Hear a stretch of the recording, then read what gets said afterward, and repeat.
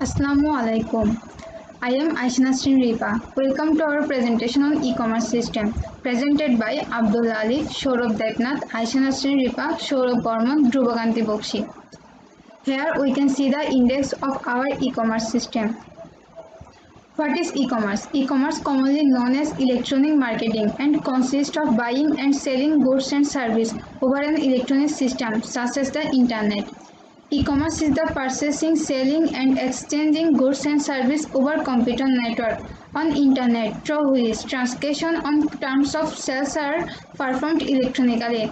The purpose of this project that any person can sell their product online and earn cash money.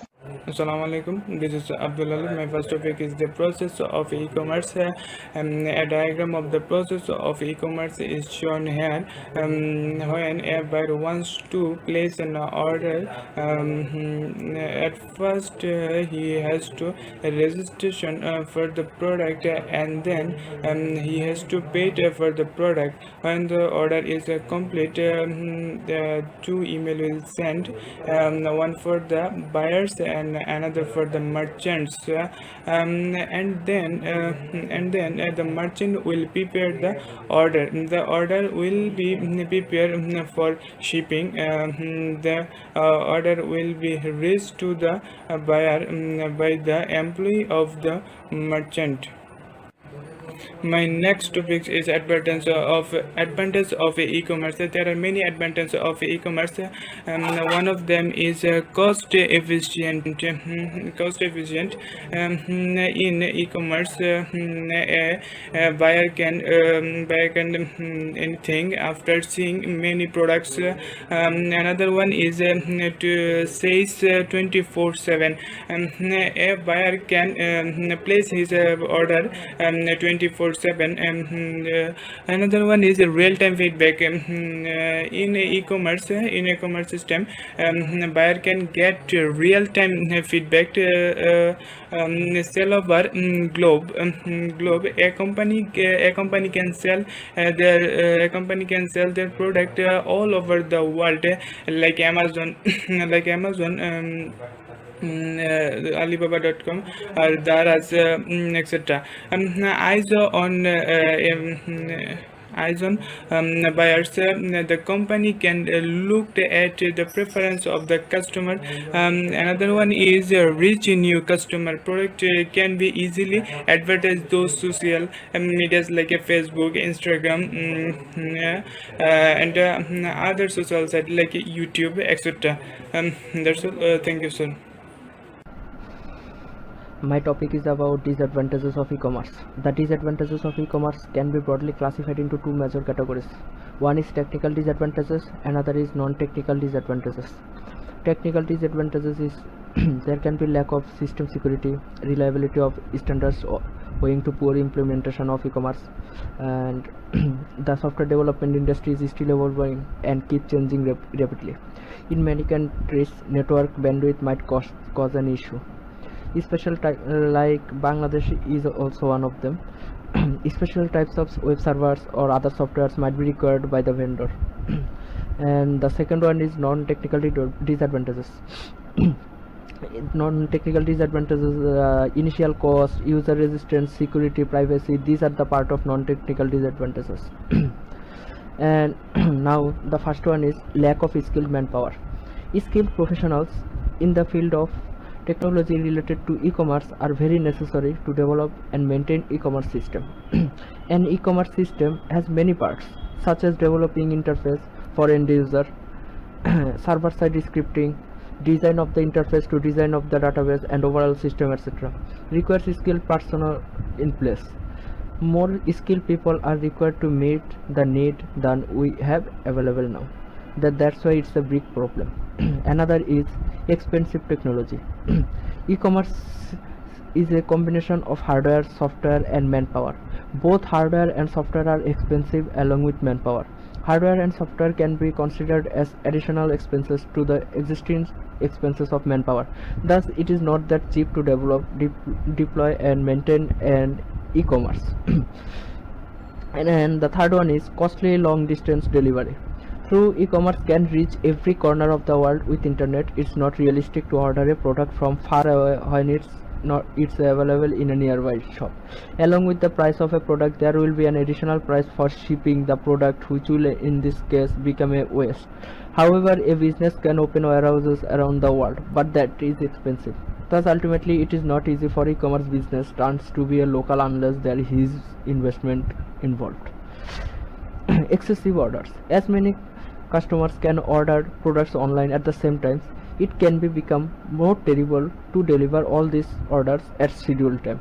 Delayed delivery can make an order useless. For example, in case of medicines. Problem in making and implementing laws. As e-commerce is still a new concept, it is supposed to be a difficult task to make and implement laws. This can cause damage to business. And the last one is transaction problems. As general ways of transactions are not acceptable in e-commerce, transactions has to be made by electronic mediums such as bank cards, internet banking, mobile banking, etc. In this case, the consumer and the seller both need to have proper knowledge of these mediums. Secure use of these mediums and again implementing and operating these mediums are also expensive. These are the disadvantages of e-commerce.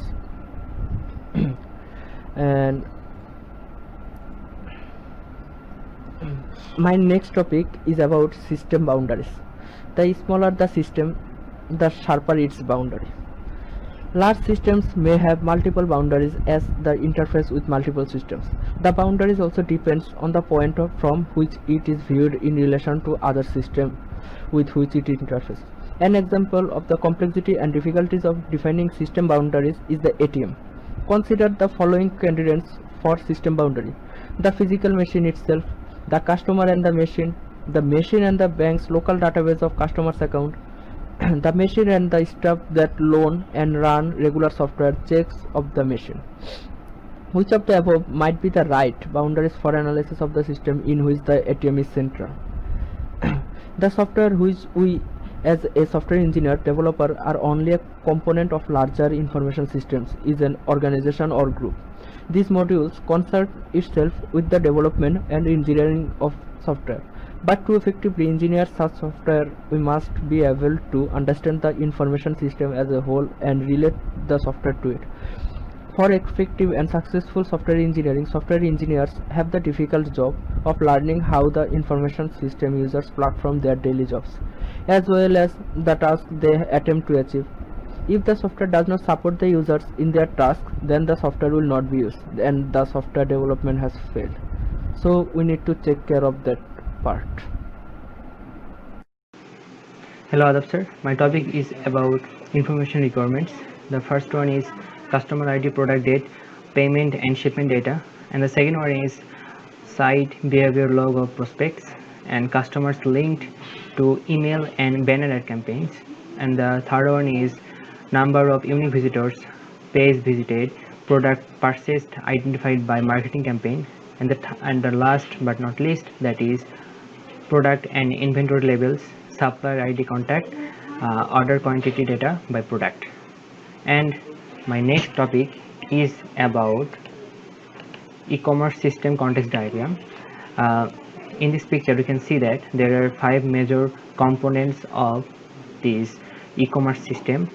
The first one is customer, and then administrator, visitor, payment option, and the last is shipping agent. Sir, I am very much thankful to give me an opportunity to represent my presentation. So here is the slide stakeholder. There are directly and indirectly associated with a software is called stakeholder. There are two types of stakeholder: internal stakeholder and external stakeholder. Internal stakeholder employees, managers, owners, and external stakeholder suppliers, society, government, creditors, shareholders, customers. They are all added and associated to the company. And the next slide is terms and conditions and agreements. There is most important pricing and payment terms, including shoppings, returns, exchanges, and cancellation. Price and payment terms, there is some rules and ways to pay the product payment, and there is also exchanges. They can customers can cancellation this product also. There is others important point is product information, limitations of liability, intellectual property. So thanks.